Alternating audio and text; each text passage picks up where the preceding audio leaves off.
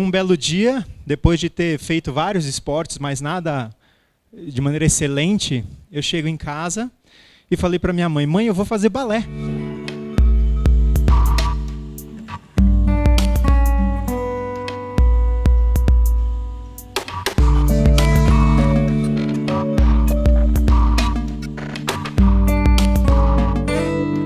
Várias vezes me perguntaram por que você começou a dançar, mas a verdade é que eu não sei.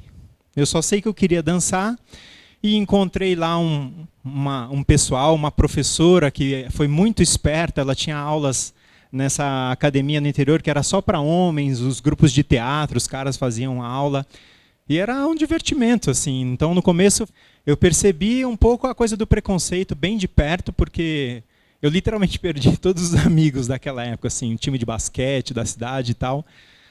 E fiz outros amigos da galera de teatro. Então eu vim para São Paulo para fazer Universidade de São Paulo. E aqui, muito rapidamente, assim, dei um pouco de sorte, um pouco de talento, um pouco de tudo junto, né? Eu entrei no Teatro Municipal de São Paulo. E é uma casa super bonita, né? A gente olha assim. E essa foi a minha casa durante 3 anos. Foi muito bacana. E eu gosto, por exemplo, de uma história que é quando a minha mãe finalmente topou ir ver eu dançar, porque ela não queria que eu dançasse, então não ia. Isso não existia para ela, né? E aí uma vez a gente ia fazer a Sagração da Primavera do Stravinsky, de um coreógrafo argentino.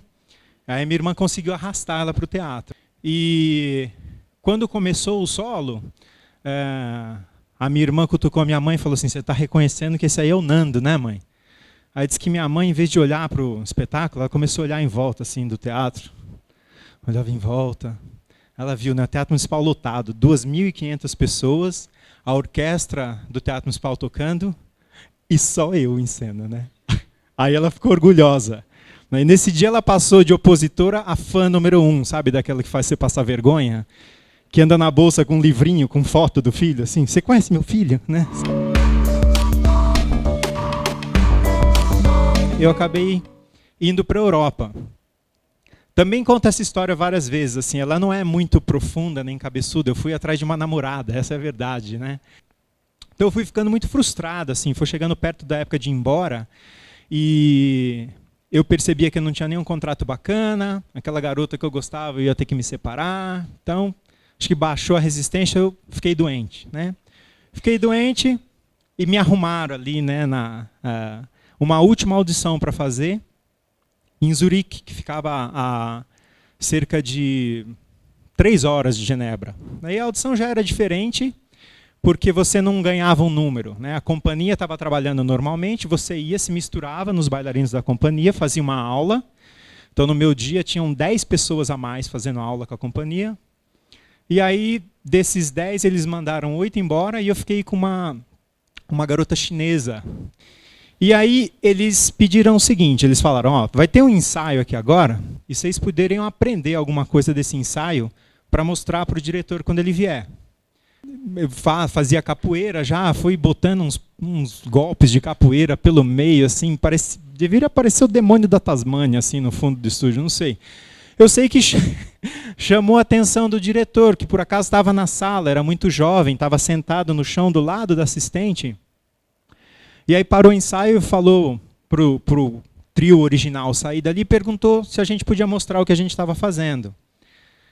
Aí eu pensando, né, e quem que é tu? Né? E aí a chinesa falou, diretor, né? Falei, puxa, aí agora não tem mais jeito. Então eu peguei e mostrei o que a gente estava fazendo, né? E ela estava nas pontas, então foi um contraste dessa menina elegante, delgada, né, bailarina bem clássica, e eu um pouco selvagem, talvez, não sei. Eu lembro até hoje, assim, ele ficava olhando para a gente, fazendo assim com a cabeça, falando, cool, cool. Tava gostando, né? E aí eu me empolguei com esse combustível do cool e falei, então, eu também, né, fiz lá no Brasil uma dança e uma arte marcial brasileira que é a capoeira, posso mostrar um pouco? Falei, pode. Aí peguei, comecei a fazer capoeira, como se fosse dar umas cabeçadas nele e tal, ele começou a dar risada. Aquilo me empolgou um pouco mais.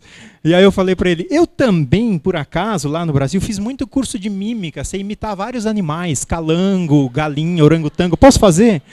Ele já ficou meio assustado, mas falou, pode. Aí eu fiz, né, esse monte de coisa, parecia um zoológico, né, estava possuído assim. Ele deu muita risada. E aí eu, aproveitando desse bem-estar assim, olhei para a chinesa, ela estava assim a uns 20 metros encostada lá na barra com o olho desse tamanho assim. Aí eu chamei ela e falei para o diretor, então, você não quer dar um contrato para a gente? Ele falou, cool. E falou que dava, foi embora e veio o pessoal do RH e contratou a gente. Eu percebi lá em Zurique uma coisa que era bem interessante, assim, o quanto era bom a gente descobrir uma diferença boa, né, na gente. Eu sei que quando a gente é adolescente, você não quer ser diferente de ninguém, você quer ser igualzinho, né? Porque qualquer coisa diferente faz aquela boquinha ficar para baixo, né? E aí você é o esquisito, né? Mas eu também percebi que nesse caso a diferença ela era o meu plus, assim, o que eu tinha de mais forte. E aí me contrataram como solista, assim, eu não sabia se ficava feliz ou triste, né? Pelo título, mas eu ia ganhar menos do que eu ganhava, né? Mas foi super bacana porque eu passei de alguma forma, cultivar essa diferença. Tentar entender o que era isso que fazia a minha dança diferente da dança das outras pessoas. Então tem uma coisa que é essa mistura do bem-estar, do estar à vontade, né? É quando a gente está no nosso melhor jogo, né? Nesse dia isso aconteceu, né? Foi muita fortuna.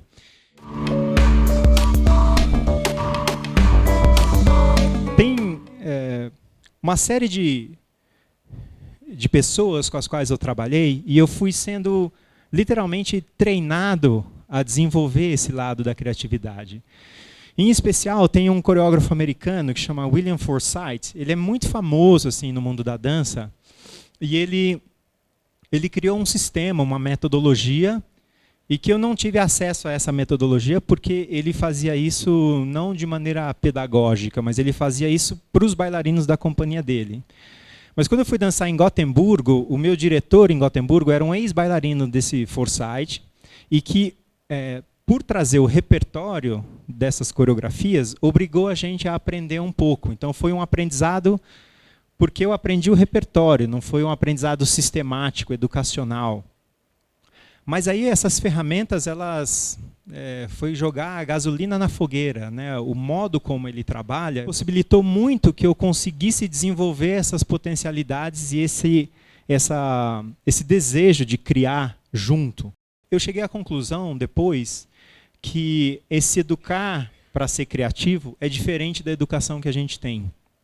Eu tenho 2 filhos pequenos, de 5 e 7 anos, e hoje eu observo um bocado como que é a nossa educação formal. Então tem toda uma questão de educar para o resultado, né? Educar para a avaliação, para a prova.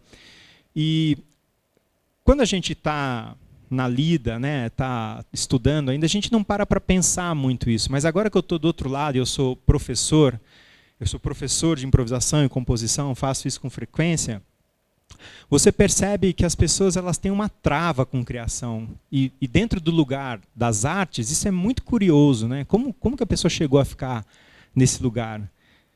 É porque tanto na área artística quanto na área da educação formal, a gente, de alguma forma, tem visto a educação ser muito parecido com adestração.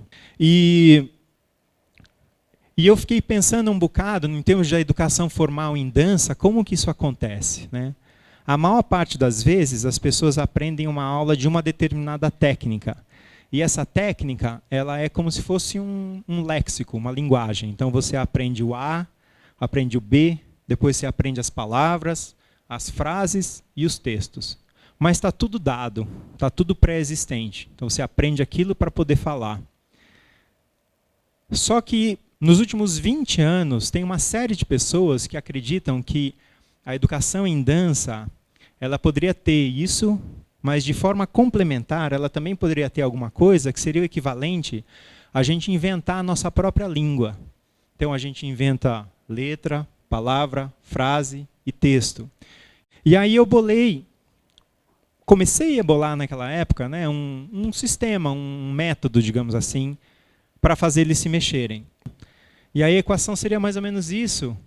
E com esse tipo de procedimento eu consegui, então, não mais me mover. Eu ia para o estúdio, eu sentava, eu verbalizava ou escrevia uma série de tarefas que eles tinham que realizar.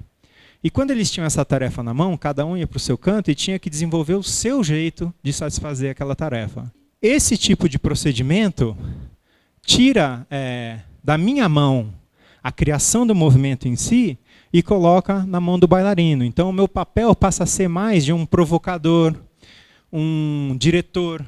E aí dá muito poder para o bailarino. Ele fica coautor do trabalho.